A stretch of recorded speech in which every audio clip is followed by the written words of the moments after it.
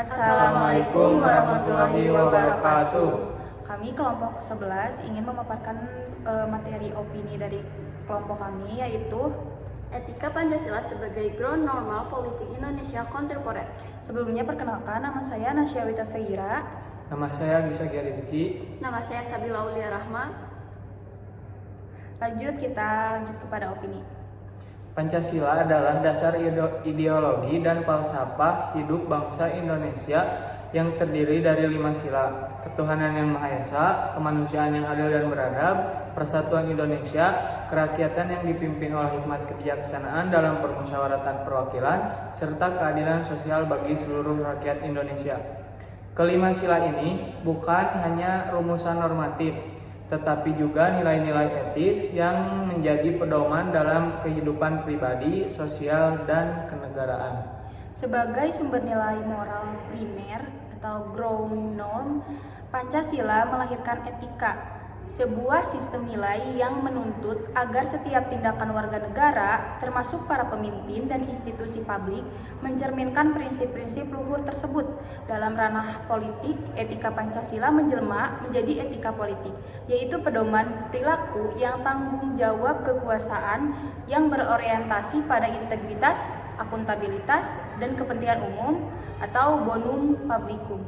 Namun dalam praktiknya kontemporer seringkali terjadi disjungsi antara nilai Pancasila dan perilaku politik.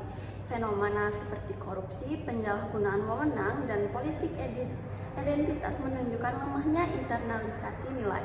Oleh karena itu, sintesis antara etika Pancasila dan etika politik menjadi prasyarat esensial dalam membangun tata kelola negara yang bermartabat dan berkeadilan. Pemahaman etika Pancasila dan etika politik merupakan prasyarat esensial dalam membangun karakter bangsa dan praktik tata kelola negara yang bermartabat.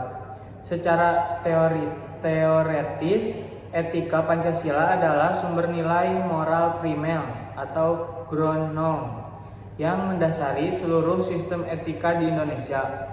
Ia menuntut agar setiap tindakan, baik individu maupun kolektif, terikat pada 5 prinsip fundamental: ketuhanan, kemanusiaan, persatuan, kerakyatan, dan keadilan. Sintesis imperatif dalam politik.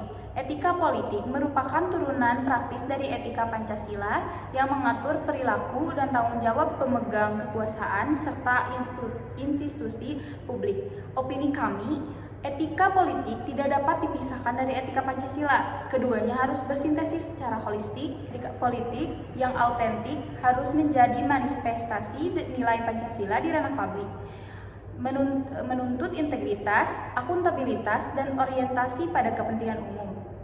Yang selanjutnya adalah revolusi kontemporer.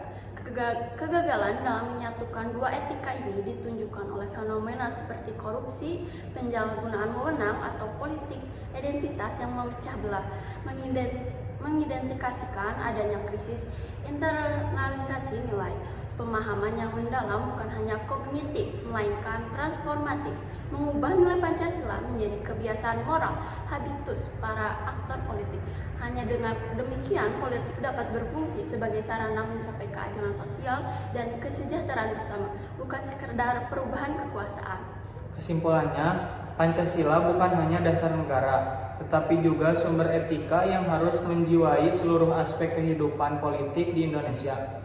Etika Pancasila dan etika politik harus tersintesis secara utuh agar praktik kekuasaan tidak terlepas dari nilai-nilai luhur bangsa. Ketika etika politik dijalankan tanpa landasan Pancasila, maka akan muncul berbagai penyimpangan seperti korupsi, penyalahgunaan wewenang, dan politik identitas yang mencegah belah. Kami meyakini bahwa pemahaman terhadap etika Pancasila harus bersifat transformatif, bukan hanya diketahui, tetapi dihayati dan diwujudkan dalam tindakan nyata, dengan menjadikan nilai-nilai Pancasila sebagai habitus moral para aktor politik. Maka, politik dapat berfungsi sebagai sarana mencapai keadilan sosial dan kesejahteraan bersama, bukan sekadar alat perebutan kekuasaan. Sekian opini dari kelompok 11. Terima kasih. Assalamualaikum warahmatullahi wabarakatuh. wabarakatuh. Assalamualaikum warahmatullahi wabarakatuh. Kami dari kelompok 11 ingin mempresentasikan hasil wawancara kami untuk mata kuliah kewarganegaraan, yaitu hedonisme mahasiswa di era digital antara gengsi dan media sosial. Sebelumnya perkenalkan, nama saya Nasya Wita Feira. Nama saya Gisa Rizky. Nama saya Sabila Aulia Rahman. Pertama, mengenai pendahuluan, yaitu hedonisme adalah pandangan hidup yang menjadikan kesenangan dan kenikmatan sebagai tujuan utama.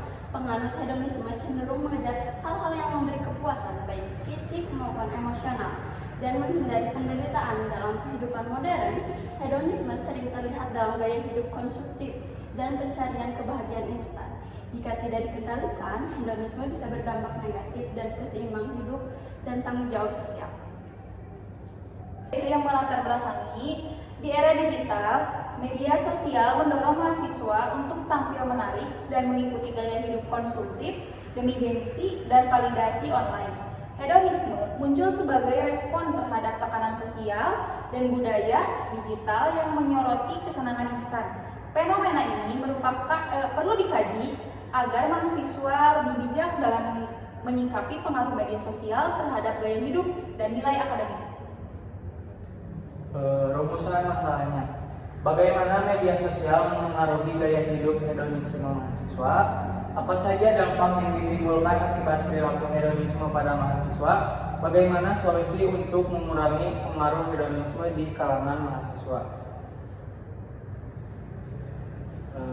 Apa dampaknya? Dampaknya, 1. Boros dan konsumtif. Mahasiswa cenderung menghabiskan uang untuk gaya hidup mewah demi gengsi.